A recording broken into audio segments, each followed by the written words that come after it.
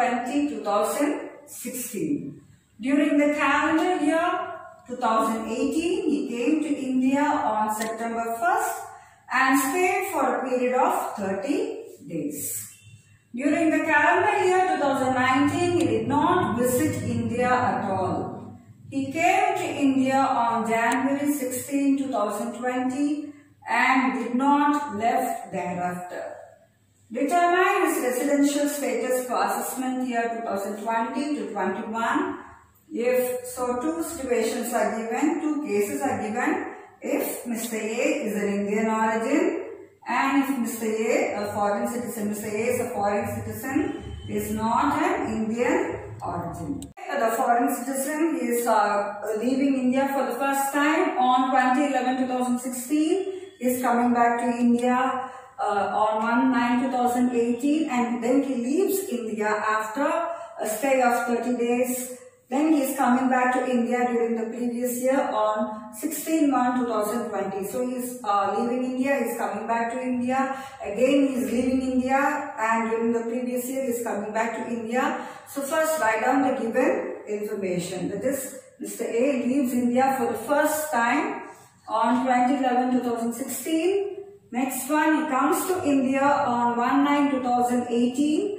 And he leaves India after staying 30 days. He comes back to India only on 16th January 2020 during the previous year. Now, let us look at the solution for the first case. Mr. A is a foreign citizen of Indian origin and previous year is 1/4/2019 to 31st March 2020. And during the previous year, Mr. A is coming to India only on January 16, 2020. So, date of arrival is 16/1/2020. Let us look at the basic conditions.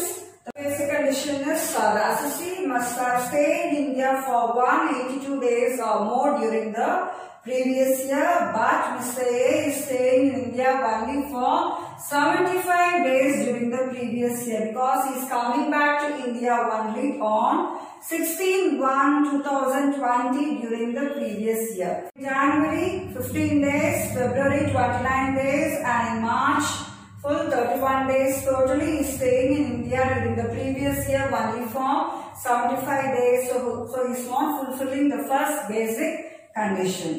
So, or the second basic condition is 365 days. Stay in India for a period of 365 days during the 4 years preceding the previous year.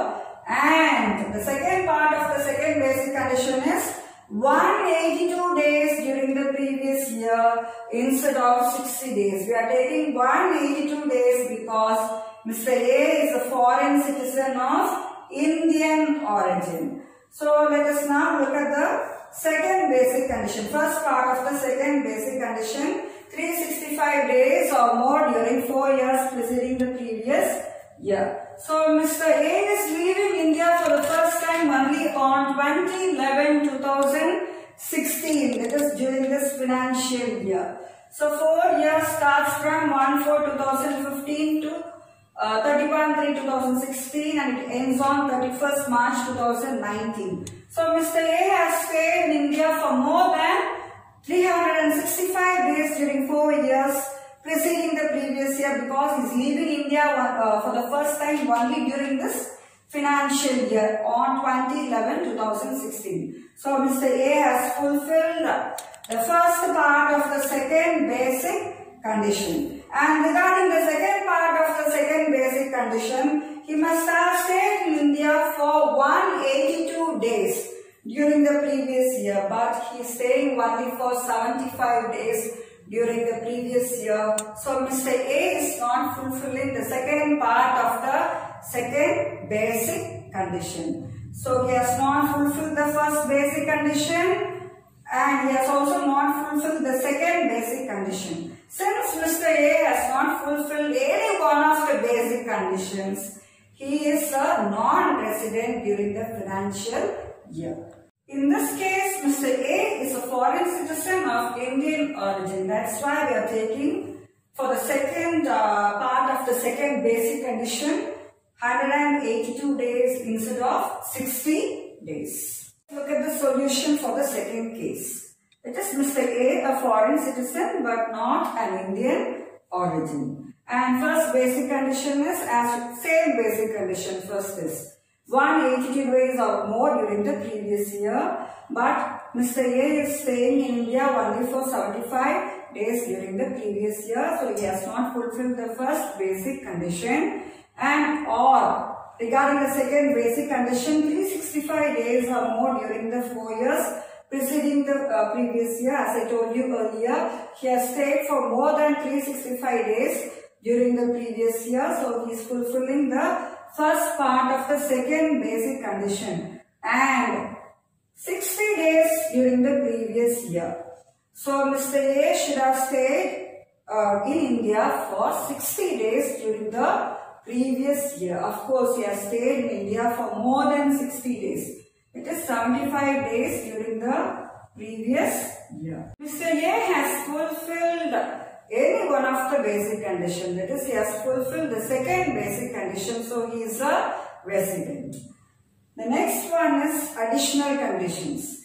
The first additional condition is Mr. A must be a resident in India for at least 2 years out of 10 years preceding the previous year, and he should have stayed in India. He should have been physically present in India for 730 days during 7 years preceding the previous year. Now come to the calculation. So he must have stayed in, he must be a resident in India for 2 years out of 10 years. Mr. A is leaving India only on 20/11/2016, and 10 years starts from 1/4/2009 to 31/3/2010. And he is leaving India for the first time only on 2011/2016. So he has been a resident for more than 2 years out of 10 years preceding the previous year. So Mr. A is satisfying the first additional condition.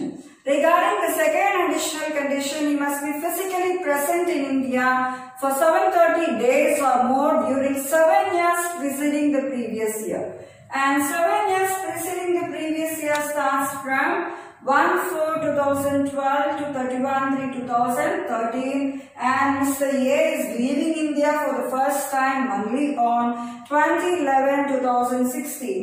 So for the financial year 2014, for the financial year 1/4/2012 to 2013, he has stayed in India for 365 days. And for the next year also 365 days, totally it has come to 730 days. So he has been physically present in India for more than 730 days during 7 years preceding the previous year. So Mr. A has fulfilled the second additional condition also. He has fulfilled both the additional conditions. So since Mr. A has fulfilled both the additional conditions and any one of the basic condition, he is a resident and ordinarily resident.